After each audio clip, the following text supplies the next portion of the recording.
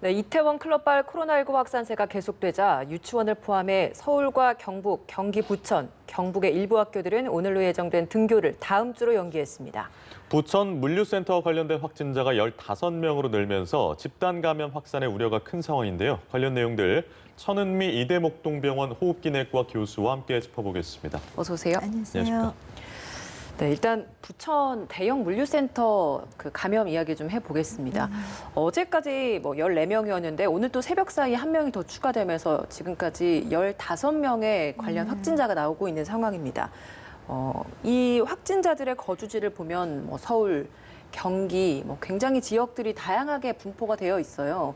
이 사례를 통해서 또 다시 또 집단 감염이 또 확산될 수 있는 가능성이 있는 건지 좀 어떻게 좀 분석하고 계신가요? 네, 이태원발 이제 집단 감염이 시작이 되면서 좀 많이 퍼진 것 같고 또 그 이외에도 우리가 알 수 없는 지역사회 감염이 지금 산발적으로 나오고 있습니다. 그런데 이제 이런 물류센터 같은 경우는 1,000명이 넘는 사람들이 같이 일을 하는 곳이고 또 그분들이 초반에 본인이 감염된 줄 모르고 이제 가족들이나 친지나 또 일상생활을 하셨기 때문에 더 감염이 많고요. 또 하나는 물류센터에 근무하시는 분들이 대다수가 젊은 분들이 많으세요. 그러다 보니까 활동력이 많아서 활동을 많이 하시지만 무증상 감염이 또 많기 때문에 본인이 자각을 못하는 상태에서 지금 계속 퍼지고 있는 것 같아요. 네. 또 보면 이제 결혼식이라든지 이런 생활 방역으로 돌아가면서 우리가 좀 많은 행사들에 참여를 하면서 더 좀 급속도로 쉽게 확산을 하고 있는 것 같습니다. 보니까 부천 지역만 다시 지금은 생활 속 거리두기 기간인데 사회적 거리두기로 돌아가기로 결정을 했다고 합니다. 이렇게 지역만 따로 국한해서 그 조치를 좀 변경한 것도 이례적인 경우인 것 같은데 이런 조치 좀 어떻게 평가를 하시겠습니까? 지금 아마 물류센터 중심으로 좀 많이 확산이 되고 있으니까 예. 일시적으로 아마 사회적 거리두기로 좀 변경을 하신 것 같은데요. 예. 지금 전국적으로 바로 할 수는 없는 상태고 상황에 따라서 많이 발생하는 경우는 일시적으로 조금 그런 식으로 바꾸는 것도 방법이라고 생각합니다. 예, 6월 2일까지 어린이집 등에 대한 등원이 자제되고 있고요. 관내 체육시설도 개방할 수 없게 됩니다. 그리고 고3을 제외한 모든 학년들에 대한 등교 수업이 연기되고 등교 수업 여부는 확진자 발생 추이를 반영해서 추후에 결정한다고 합니다. 예, 그렇습니다. 부천의 찜질방 뷔페, 이번에 물류창고까지 학원 강사 발인 경우가 굉장히 많습니다. 인천 거짓말 학원 강사 발이요. 그래서 이제 학원 강사 발 4차, 5차 감염이 물류창고에서도 나온 상황이고 그 가족까지 6차까지 나온 상황, 그리고 성동구에서는 7차까지 나왔습니다. 이렇게 차수를 거듭하면서 계속 더 퍼진다는 얘기를 저희가 좀 이게 추적이 가능하니까 긍정적으로 봐야 되는 겁니까? 아니면 좀 위험한 상황이다 이렇게 봐야 되는 겁니까? 우리가 찾지 못하는 확진자 굉장히 많을 겁니다. 지금은 찾아가면서 이제 차수가 늘어나는 거지만 그 사이 옆으로 우리 일직선으로 이제 지금 찾고 있는 거고요. 하지만 이렇게 방사형으로 지금 퍼진 사람들은 찾을 수가 없죠. 그래서 네. 생활 방역이 돌아오면서 아까 결혼식이라든지 말씀하신 찜질방이나 노래방 사우나 이런 데를 통해서 우리가 알게 모르게 지금 퍼지고 있는데 문제는 이제 젊은 층들이 활동력이 많기 때문에 우리가 모르는 사이에 무증상 감염으로 지역사회 전파가 지금 계속되고 있는 것이 문제가 될 것 같습니다. 예.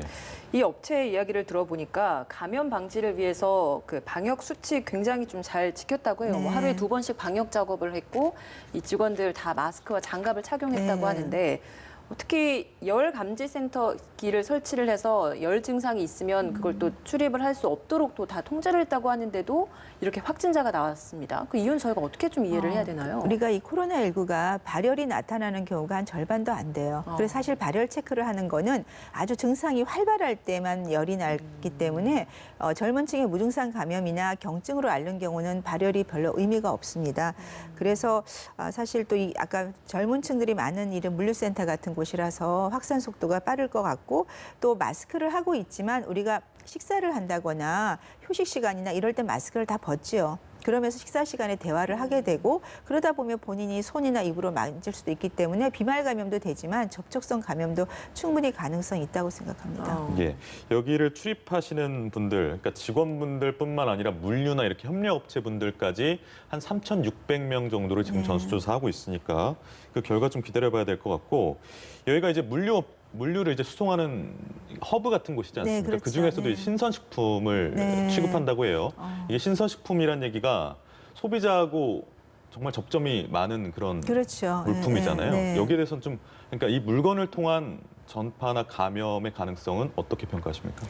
우선 뭐 우리가 걱정을 초반에 많이 했어요. 이게 바이러스가 택배로 감염이 되면 어쩔까. 그런데 대부분 장갑을 끼시고 마스크를 쓰셨고요. 아까 말한 휴식 시간에 이제 그 사이에 감염이 되시는 거고 가능성이 좀 있다는 얘기고 물류를 포장할 때는 어차피 이제 기본적으로 포장이 돼 있고 거기에 이제 사람들이 박스를 포장하는 거잖아요. 예. 근데 박스 자체는 이 바이러스가 생존할 수 있는 시간이 짧아요. 그러니까 체장 하루라고 되어 있지만 대부분 방광기가 4시간에 6시간 정도거든요. 예. 그 사이가 되면 대부분 사멸하기 때문에 네, 그런 택배 배달로 인해서 이렇게 감염이 될 위험은 매우 적고 아직까지 사례도 발표된 바는 없습니다.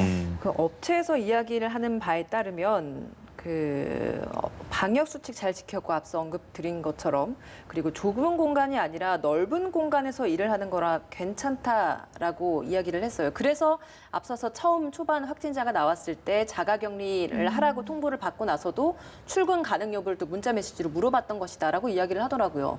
이런 업체 측의 주장을 좀 어떻게 들으셨나요? 그러니까 넓은 공간이라고 하는 것은 우리가 공간이라고 하는 거는 개방된 공간을 얘기를 하는 거고요. 쇼핑몰이나 백화점이나 지하철이나 다 넓죠. 넓지만 밀폐된 공간이기 때문에 바이러스가 떠다닐 수가 있고 우리가 들이마실 수가 있기 때문에 그건 조금 다른 관점에서 보셔야 될 것 같고요.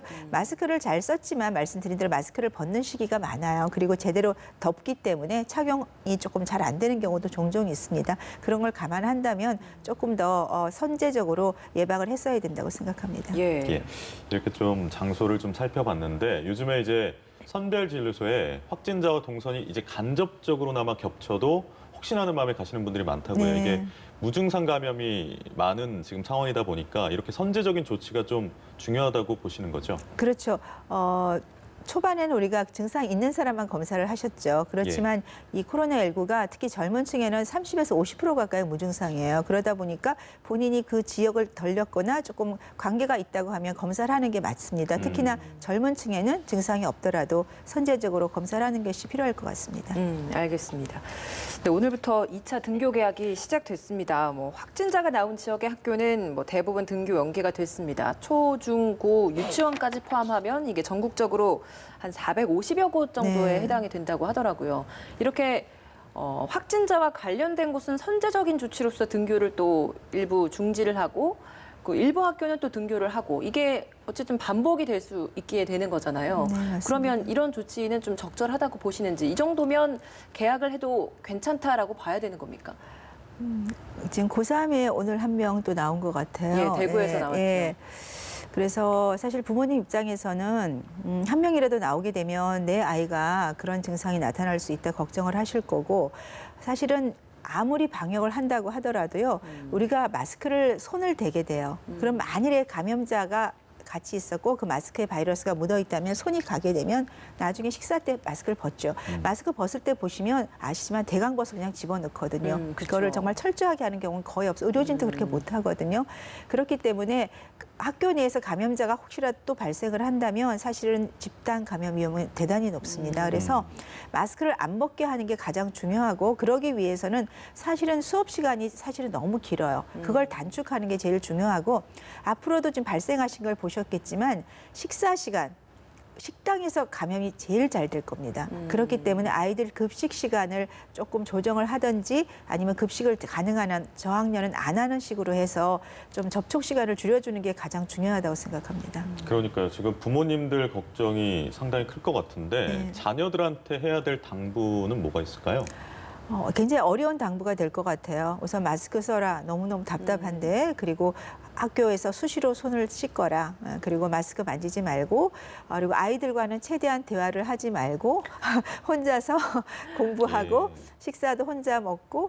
근데 문제는 식사를 사실은 이게 그릇을 소독을 하죠. 수저랑 다 하지만 그래도 완벽하진 않기 때문에 물컵은 일회용 개인 걸 쓴다고 하거든요. 요새 식당에 보시면 알죠. 물컵을 종이컵을 많이 줘요. 예. 네, 그래서 사실 수저나 컵 같은 경우는 일회용으로 조금 바꾸는 것도 방법이지 않을까 생각합니다. 예, 참 저학년들이 등교를 하기 시작을 했기 때문에 이 학생들, 그러니까 어린아이들이 부모님 말 잘 듣고 그걸 기억해서 그대로 실천에 옮길 수 있도록 하는 것도 참 어려운 과제인 것 같습니다. 네, 맞습니다. 아무리 집에서 교육을 하고 가더라도 아이들은 잊어버리죠. 학교 가면 친구들 반갑고 만지고 끌어안고 하는데 교사분이 학교에서 그거를 다 관여를 하셔야 돼서 지금 가장 힘드신 분들이 교사분일 것 같습니다. 예. 가장 중요한 게 아이들에게 계속 반복해서 알려줘야 되는 부분이 네. 마스크 벗지 마라 이거일 것 같아요. 네네. 근데 마스크 관련해서도 이제 교육부 당국과 방역 당국이 지침을 좀 새로 발표를 한다고 하더라고요. 에어컨 관련된 사용 지침도 포함해서 어떤 부분이 좀 더 좀 추가돼야 된다고 보세요? 저도 대단히 궁금합니다. 어떤 방침이 내려올지.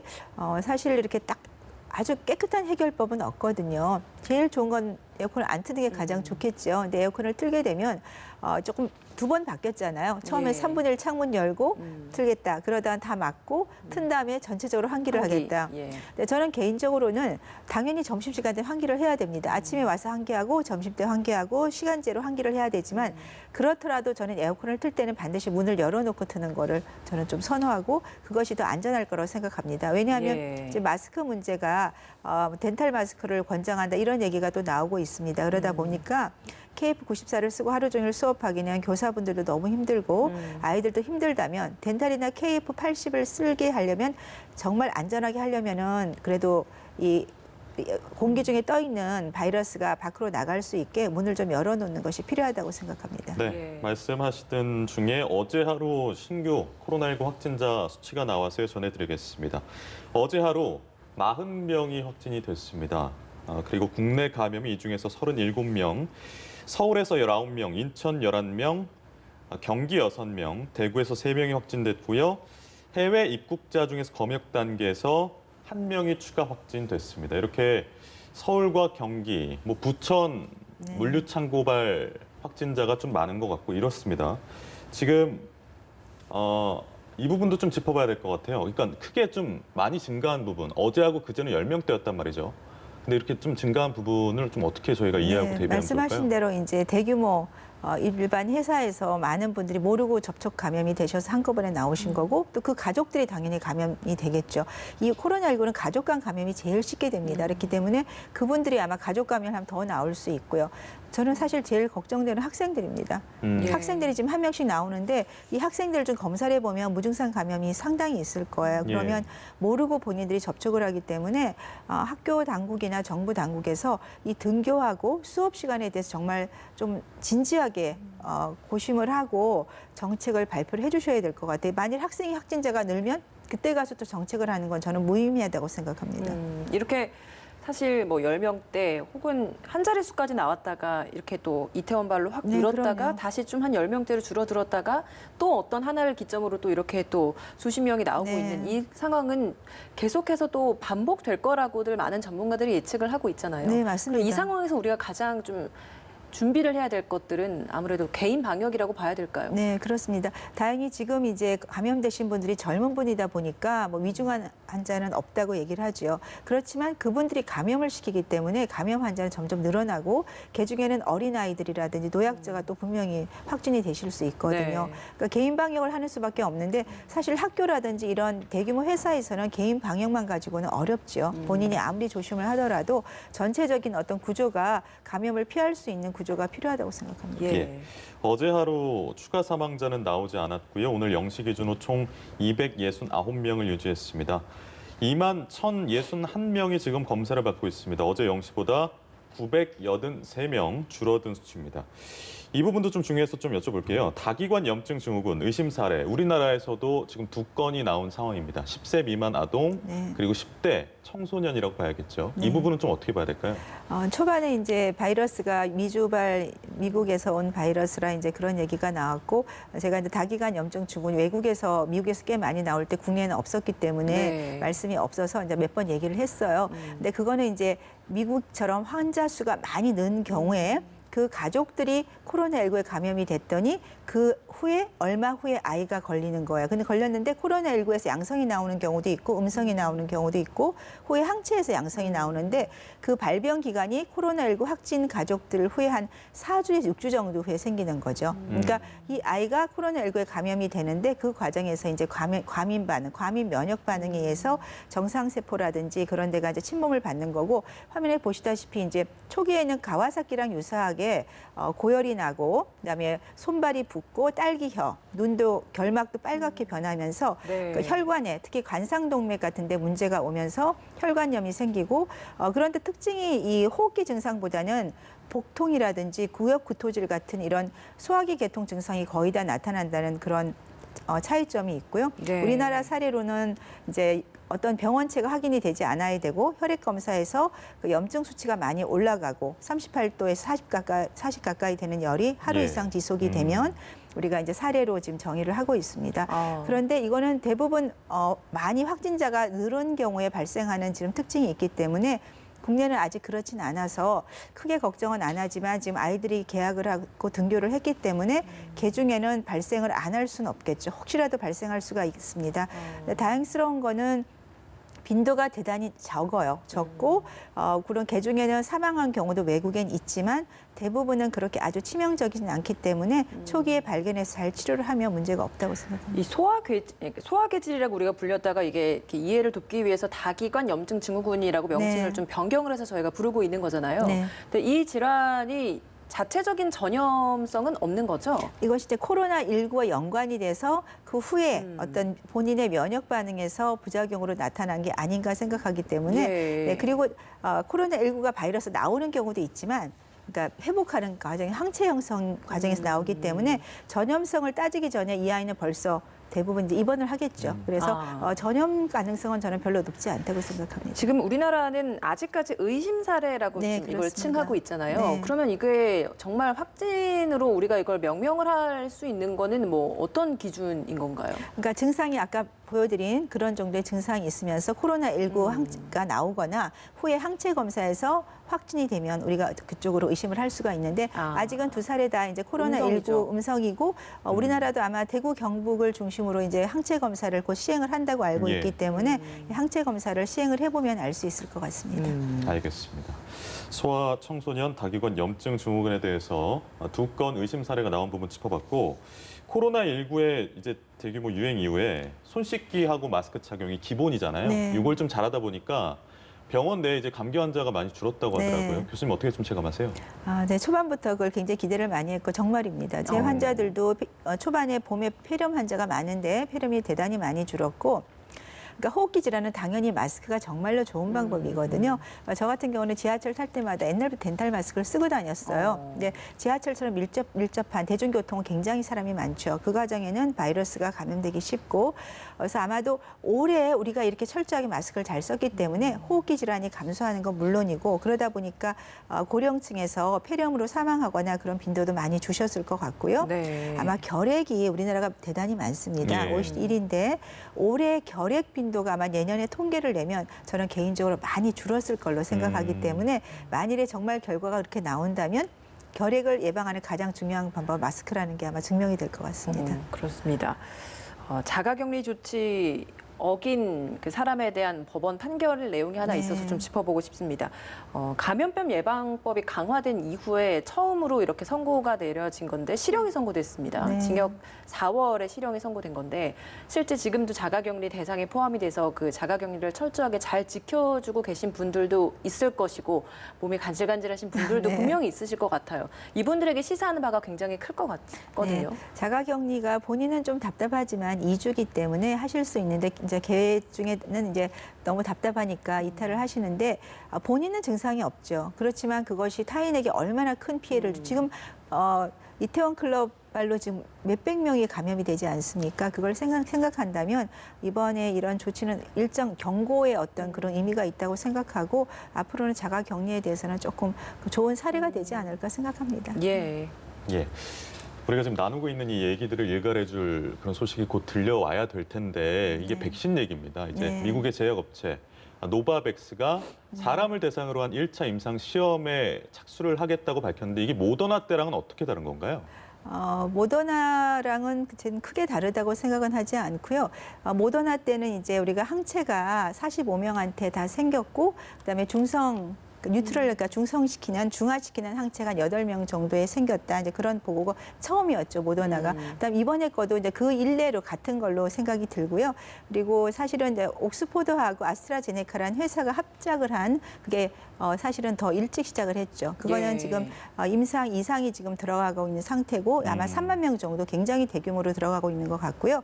또 최근에 중국에서 또 이런 그 좋은 또 그러니까요. 결과가 나왔고 뭐 지금 보니까 오스트레일리아라든지 캐나다라든지 각국에서 다 백신을 지금 시작을 했더라고요. 그래서 이상도 지금 들어가는 곳이 있기 때문에 빠르면 아마 7월 정도면 지금 3상도 들어간다고 알고 있습니다. 그래서 빠르면 9월이나 10월 정도에는 우리가 좀 백신이 혹시나 효과적인 백신이 기중에서 나온다면 사용할 수도 있고 늦어도 뭐 올해 말이나 내년에는 개발을 지금 목표로 하고 있기 때문에 조금 고무적인 게 아닌가 생각합니다. 우리나라도 뭐 백신 개발, 치료제 개발 열심히 또 하고 있잖아요. 우리나라는 좀 진행 정도가 좀 어느 정도인가요? 우리나라는 제가 뭐 정확히는 모르겠지만 예. 지금 회사에서 아마 조금 7월 정도부터 또 아마 들어간다는 얘기를 듣고 있고요. 예. 근데 우리나라는 아직까지 조금 그런 백신 인프라라든지 그런 것을 조금 더 지원을 많이 해줘야 될 것 같고요. 미국 같은 경우는 뭐 24조 원 우리가 상상할 수 없을 정도의 그런 재정 지원을 정부에서 하고 있습니다. 그래서 그런 면에서 우리나라도 앞으로는 이런 이제 방역은 잘하고 있지만 사실은 백신이라는 게 굉장히 중요한 예방 방법이기 때문에 조금 더 선제적으로 지원을 할 필요가 있다고 이게 생각합니다. 미국에서 효용성을 어느 정도 인정받은 치료제 렘데시비르 같은 경우에 우리나라도 네. 지금 긴급 사용 승인을 검토하고 있는데 네. 이 렘데시비르의 효능은 어느 정도로 평가하시고 이게 백신에 비해서는 치료제에 대한 논의는 좀 더 활발하고 빠르게 진행되고 있는 것 같아요. 네. 어느 차이점이 있습니까? 초기에도 이제 치료제가 더 필요하다고 했던 게 백신은 시간이 오래 걸리지만 이 렘데시비르 같은 약제는 초기에 있던 약제를 재창출을 한 거기 때문에 안정성과 유효성만 효과가 정해지면 우리가 쓸 수 있었습니다. 그래서 렘데시비르는 어쨌거나 지금까지는 유일한 코로나19의 치료제로 공인을 받았고 경증 환자한테 사용하지는 않아요. 실험 자체, 연구 자체가 산소요법을 필요로 하는 중증 이상의 환자한테 적용을 했더니 그 회복 기간을 15일에서 11일, 4일을 감소를 시켰다. 굉장히 고무적인 거죠. 왜냐하면 별로 안 되는 것 같지만 중증 환자한테는 굉장히 그 효과적인 거고요. 네. 임상적으로 유효성이 증명이 됐고 또 하나 더 고무적인 것은 그 영구, 그러니까 대조군, 약을 쓰지 않은 군에 비해서 부작용이 더 적은 거예요. 그런가요? 더 많을 거라고 생각했는데 그래서 아직까지는 그 가장 효과적인 약물로 되어 있지만 이 약만 가지고는 이제 완치를 할 수가 없기 때문에 네. 다른 약제의 병용요법이 필요하다고 연구가 진행되고 있습니다. 예, 알겠습니다. 오늘 말씀 여기서 마무리 짓겠습니다. 천은미 이대 목동병원 호흡기내과 교수였습니다. 고맙습니다. 고맙습니다.